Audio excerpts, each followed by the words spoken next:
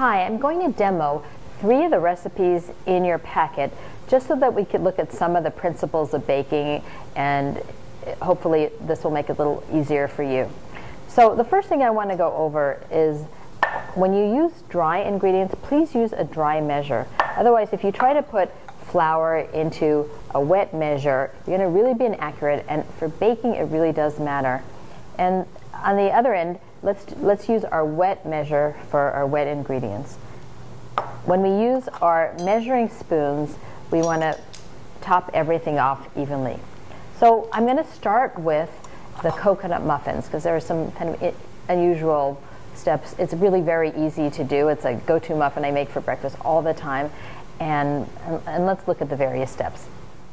So one gluten-free flour that we're using is coconut flour. Now coconut flour is made from what is left after all of the oil is squeezed out of the thick white meat. So there's no moisture in coconut flour, and it's really absorbent.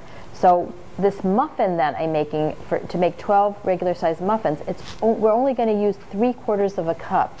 Okay, now we're using 3/4 of a cup of sifted flour. When the recipe says sifted flour, you sift it first, then measure. When it says 3/4 cup flour and then there's a comma and you sift it, then you measure it first. So this is sifted flour. We need to do that first. So I'm pouring in flour into my sifter, which is just a strainer that I tap on the side. And now I have this nicely aerated flour, and I can measure out my 3/4 of a cup. When I measure, I just top up off with my finger. That's fine. So this is my 3/4 cup. I'm going to put the rest of this back into the container.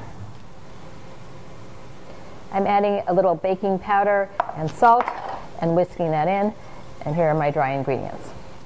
I'm doing the wet ingredients here. I'm whisking together 6 eggs, so that's going to be a half an egg per muffin.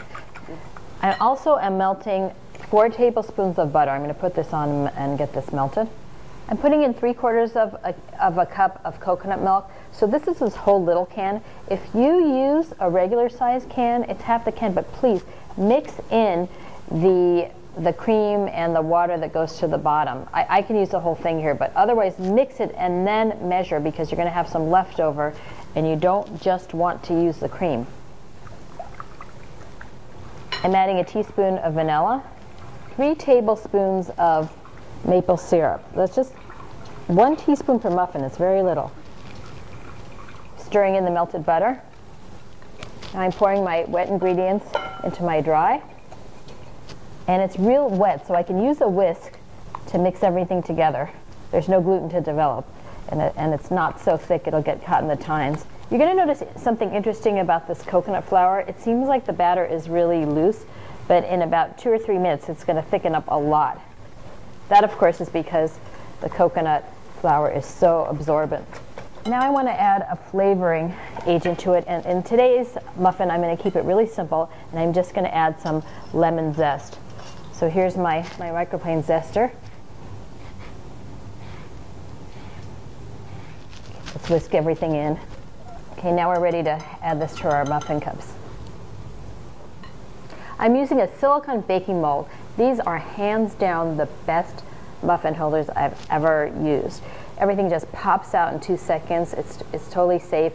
You just put them on a tray so they don't flop around.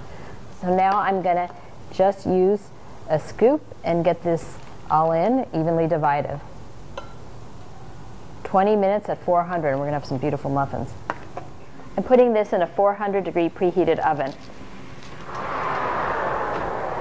Now you could put anything else in the muffins. You can mix nuts in them, put berries on top, whatever. I've kept them really simple with just the zest.